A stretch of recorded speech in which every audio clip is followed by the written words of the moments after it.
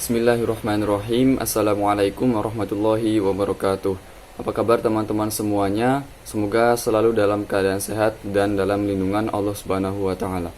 Puji syukur kita panjatkan kepada Allah Subhanahu wa taala yang masih memberikan kita semua nikmat waktu luang sehingga alhamdulillah kita masih diberikan kesempatan untuk menuntut ilmu bersama-sama. Shalawat seiring salam semoga selalu tercurah limpahkan kepada Nabi kita Nabi Muhammad SAW.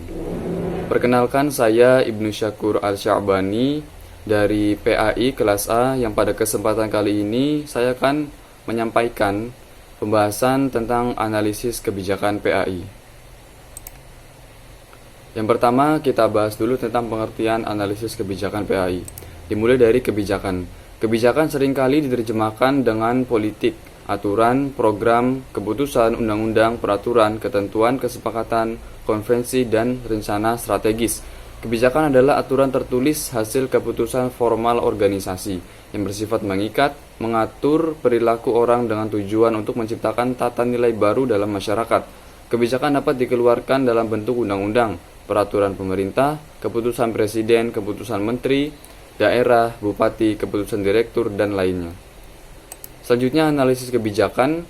Dalam tim revisi KBBI Kamus Besar Bahasa Indonesia ditemukan definisi analisis, yaitu penyelidikan terhadap suatu peristiwa berupa karangan atau perbuatan untuk mengetahui keadaan yang sebenar-benarnya, sebab musabab duduk perkaranya. Analisis kebijakan pada prinsipnya untuk pemecahan masalah yang dihadapi, sehingga perlu dibuat kebijakan untuk mengatasi permasalahan tersebut. Selanjutnya, kebijakan pendidikan. Kebijakan pendidikan merupakan bagian dari kebijakan publik atau dengan kata lain kebijakan pemerintah di bidang pendidikan yang memuat rencana umum, jangka panjang, menengah, dan pendek, serta langkah-langkah strategis yang harus dilakukan untuk mencapai tujuan pendidikan. Kebijakan publik bidang pendidikan meliputi anggaran pendidikan, kurikulum, rekrutmen tenaga kependidikan, pengembangan profesional staf, tanah dan bangunan, pengelolaan sumber daya, dan kebijakan lain yang bersentuhan langsung maupun tidak langsung atas pendidikan. Kebijakan pendidikan juga diartikan sebagai kumpulan hukum atau perundang-undangan yang mengatur pelaksanaan sistem pendidikan, mencakup di dalamnya terdapat tujuan, proses, evaluasi, dan tindak lanjut pendidikan supaya tidak terjadi benturan konflik antar warga negara dalam memenuhi hak dan kewajibannya. Dapat disimpulkan kebijakan pendidikan sebagai suatu keputusan yang dibuat oleh pemerintah atau penyelenggara dalam bidang pendidikan sebagai reaksi dari munculnya berbagai permasalahan pendidikan yang menjadi suatu pedoman bertindak dan sebagai solusi serta inovasi guna mencapai visi dan misi pendidikan dari pemerintah maupun aktor lainnya yang mengurusi pendidikan. Selanjutnya yaitu analisis kebijakan pendidikan. Analisis kebijakan pendidikan adalah prosedur untuk menghasilkan informasi kependidikan dengan menggunakan berbagai cara sebagai salah satu masukan bagi perumusan beberapa alternatif kebijakan dalam pengambilan keputusan yang bersifat politis dalam rangka memecahkan masalah kependidikan. Analisis kebijakan pendidikan juga dapat didefinisikan sebagai ilmu sosial terapan yang secara sistematis disusun dalam rangka mengetahui substansi dari kebijakan, agar dapat diketahui secara jelas informasi mengenai masalah-masalah yang dijawab oleh kebijakan dan masalah-masalah yang mungkin timbul sebagai akibat dari penerapan kebijakan pendidikan itu sendiri. Selanjutnya, kerangka berpikir analisis kebijakan pendidikan. Yang pertama ada dimensi metodologis. Analisis kebijakan pendidikan fungsi keseluruhan sebagai fungsi distribusi, penyelidikan, dan komunikasi. Fungsi distribusi menunjukkan kemampuan analisis kebijakan untuk menghasilkan agenda penelitian dan pengembangan yang efektif dan tepat waktu, serta melibatkan isu-isu makro dalam kebijakan pendidikan.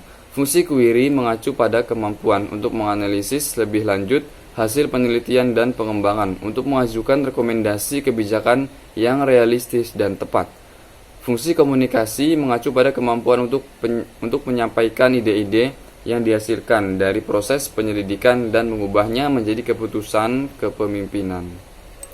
Selanjutnya ada dimensi substansi.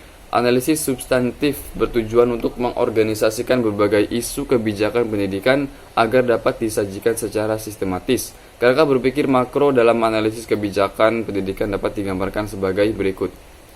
Bisa kita lihat di situ gambarnya. Yang pertama kita mulai dari kebijakan nasional. Nah, kebijakan nasional ini kemudian dianalisis menggunakan analisis makro, dan dalam analisis makro ini diagendakan terlebih dahulu oleh Litbang. Kemudian setelah muncul penemuan dari Litbang, dianalisis, maka muncullah usulan kebijakan, dilanjutkan dengan proses pembuatan keputusan. Schivelbein dan Farrell menjelaskan tentang kerangka berpikir dalam mengoperasikan isu-isu kebijakan pendidikan. Bisa dilihat juga gambarnya di bawah ini. Isu yang pertama dilihat dari inputnya, yaitu kesempatan untuk masuk lembaga pendidikan. Dalam hal ini contohnya adalah penerimaan pendaftaran peserta didik baru. Kemudian kedua dari prosesnya, yaitu bertahan di lembaga pendidikan. Contohnya dalam hal ini adalah proses pembelajarannya, kegiatan belajar mengajarnya. Kemudian yang ketiga dari outputnya, yaitu berhasil lulus. Dalam hal ini contohnya adalah misal ujian atau para siswa yang setelah lulus itu. Kemudian yang keempat dari outcome-nya, yaitu dampak pendidikan pada kehidupan. Metode penstrukturan masalah pendidikan. Yang pertama, boundary analysis, yaitu analisis yang dimaksudkan untuk mengestimasi batas-batas meta problem. Kemudian yang kedua, classification analysis, yaitu analisis dengan tujuan untuk mengelompokkan konsep-konsep yang relevan dengan masalah pendidikan. Kemudian yang ketiga, hierarki analisis, yaitu analisis yang dimaksudkan untuk mengidentifikasi masalah-masalah atau sebab-sebab yang mungkin dan dapat ditindaklanjuti. Yang keempat, synestics, yaitu metode untuk mengetahui kesamaan-kesamaan masalah. Yang kelima, brainstorming, yaitu analisis yang bertujuan untuk membangkitkan ide-ide, tujuan, dan strategi. Yang keenam, multiple perspective analysis, yaitu analisis yang dimaksudkan untuk membangkitkan kejelasan pandangan. Yang keenam, assumptional analysis, yaitu analisis untuk mensistesakan secara kreatif asumsi-asumsi yang bertentangan. Yang kedelapan, argumentation mapping, yaitu analisis untuk menilai asumsi-asumsi. Selanjutnya, kegiatan analisis kebijakan pendidikan. Proses implementasi kebijakan. Proses implementasi analisis kebijakan diantaranya sebagai berikut. Yang pertama, menganalisis situasi yang sedang terjadi. Yang kedua, membuat beberapa pilihan kebijakan.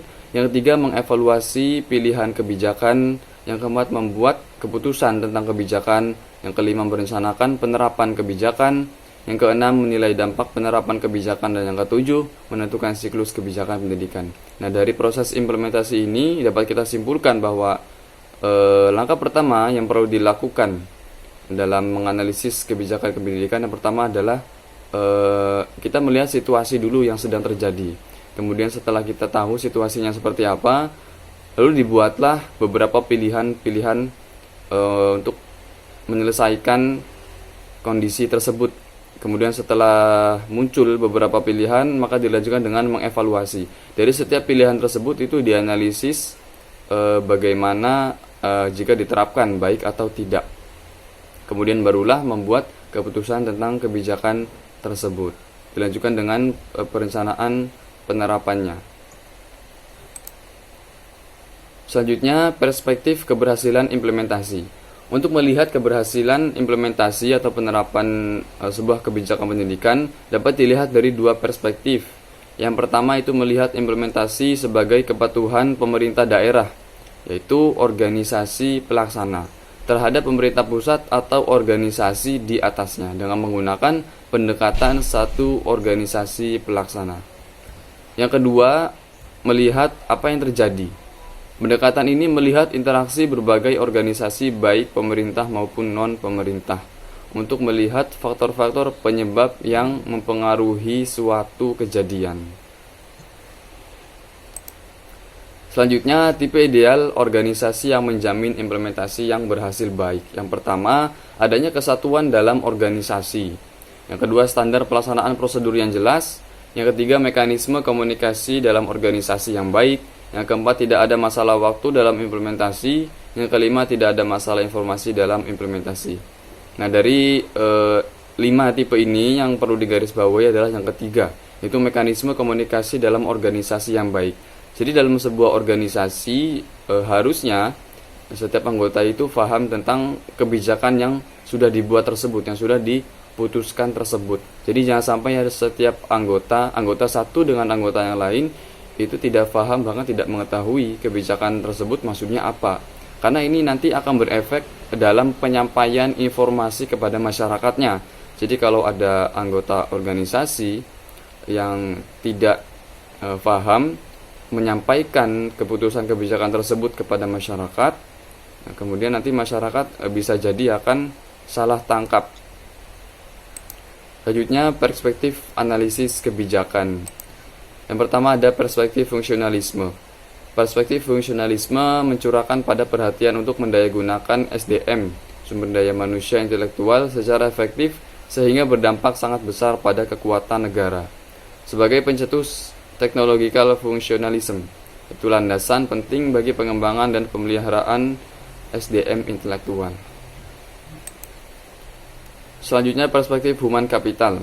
Perspektif human capital mendasarkan pada konsep tentang investasi SDM human capital, yaitu dapat menunjang pertumbuhan ekonomi. Pemikiran human capital mendasarkan pada konsep tentang investasi SDM yang dapat menunjang pertumbuhan ekonomi. Kemudian perspektif empirisme. Perspektif empirisme disebut juga sebagai methodological empiricism, yang memusatkan perhatian pada kombinasi antara metodologi dan substansi, khususnya dalam melakukan diagnosis terhadap masalah pemerataan pendidikan. Dasar pemikirannya adalah metodologi dalam penelitian pendidikan tidak dapat dipisahkan dengan substansinya. Kemudian ada lagi pendekatan dalam analisis kebijakan. Yang pertama pendekatan deskriptif atau positif, yang kedua pendekatan normatif atau preskriptif, yang ketiga itu pendekatan evaluatif. Yang pertama pendekatan deskriptif atau positif, yaitu merupakan prosedur atau cara untuk menerangkan suatu gejala yang terjadi dalam masyarakat dengan keadaan tidak adanya kriteria, bertujuan mengemukakan penafsiran yang benar secara ilmiah mengenai keadaan apa adanya, state of the art, dari gejala kemasyarakatan agar diperoleh kesepakatan umum mengenai suatu permasalahan yang sedang disoroti. Selanjutnya pendekatan normatif atau preskriptif merupakan upaya untuk menawarkan suatu norma, kaidah, resep yang dapat digunakan dalam rangka memecahkan suatu masalah. Yang dalam analisis kebijakan, pendekatan ini dimaksudkan membantu para pengambil keputusan dalam bentuk pemikiran mengenai prosedur paling efisien dalam memecahkan masalah kebijakan publik, yang biasanya berbentuk alternatif kebijakan sebagai hasil dari analisis data. Kemudian pendekatan evaluatif menerangkan apa adanya tentang hasil dari suatu keadaan atau upaya yang dilakukan oleh suatu kegiatan atau program dengan menerapkan kriteria atas terjadinya keadaan tersebut. Gejala yang diterangkan adalah gejala yang berkaitan dengan nilai dan pengukuran setelah dihubungkan dengan kriteria yang sudah ditentukan sebelumnya. Kemudian pembahasan yang terakhir, contoh kebijakan PAI di Indonesia. Yang pertama, kebijakan pendidikan Islam pada awal kemerdekaan. Dalam Undang-Undang Nomor 12 Tahun 1950, terdapat pasal yang mengupas tentang pendidikan dan pengajaran agama di sekolah-sekolah negeri. Pasal ini terdapat pada bab 12, pasal 20 yang berbunyi, 1. Dalam sekolah-sekolah negeri diadakan pelajaran agama. Orang tua murid menetapkan apakah anaknya akan mengikuti pelajaran tersebut. Yang kedua, cara menyelenggarakan pengajaran agama di sekolah-sekolah negeri diatur dalam peraturan yang ditetapkan oleh Menteri Pendidikan, Pengajaran dan Kebudayaan bersama-sama dengan Menteri Agama. Jadi dalam penyelenggaraannya materi pelajaran agama di sekolah ini adalah kolaborasi dari Menteri Pendidikan dan juga Menteri Agama. Karena dalam sekolah-sekolah tersebut adalah tanggung jawab Menteri Pendidikan, tapi dalam materi pelajaran agamanya adalah tanggung jawab Menteri Agama. Tapi dalam hal ini orang tua murid bisa memilih menetapkan anaknya ingin ikut pelajaran agama tersebut atau tidak. Selanjutnya kebijakan PAI dalam Undang-Undang Nomor 20 Tahun 2003. Kebijakan Pendidikan Agama Islam JKAF, yaitu Jawi, Quran, Bahasa Arab, dan Fardhu Ain dapat dilaksanakan dalam 3 jalur, yakni pertama jalur pendidikan formal, meliputi sekolah, madrasah, madrasah diniyah, pesantren, dan pendidikan tinggi. Yang kedua, jalur pendidikan non formal. Yang ketiga, jalur pendidikan informal. Biasanya dalam pelajaran agama-agama itu hanya disampaikan pada jalur pendidikan non formal saja. Karena pendidikan non formal ini misalnya seperti organisasi masyarakat, atau ada sekolah TPA sore di masjid atau musola. Biasanya pendidikan agama disampaikan di pendidikan non formal ini. Adapun pendidikan informal itu adalah pendidikan yang berada di dalam keluarga. Jadi ini adalah kesadaran orang tua dalam memberikan pelajaran agama terhadap anaknya. Tetapi pemerintah membuat sebuah kebijakan bahwa pendidikan agama itu dapat disampaikan juga, dapat dilaksanakan di pendidikan formal, yaitu sekolah, madrasah, madrasah diniyah, pesantren, dan pendidikan tinggi. Yang terakhir, sikap pemerintah. Sebagai konsekuensi dari duduknya pendidikan agama Islam dalam sistem pendidikan nasional, maka pemerintah berkewajiban yang pertama menyediakan anggaran pendidikan agama Islam. Yang kedua, mempersiapkan dan menyediakan guru agama Islam. Yang ketiga, menyediakan sarana, prasarana, dan fasilitas pembelajaran seperti gedung, buku pelajaran agama, media pembelajarannya, dan lain-lain. Yang keempat, melaksanakan upaya peningkatan kualitas guru agama Islam melalui pendidikan dan juga pelatihan.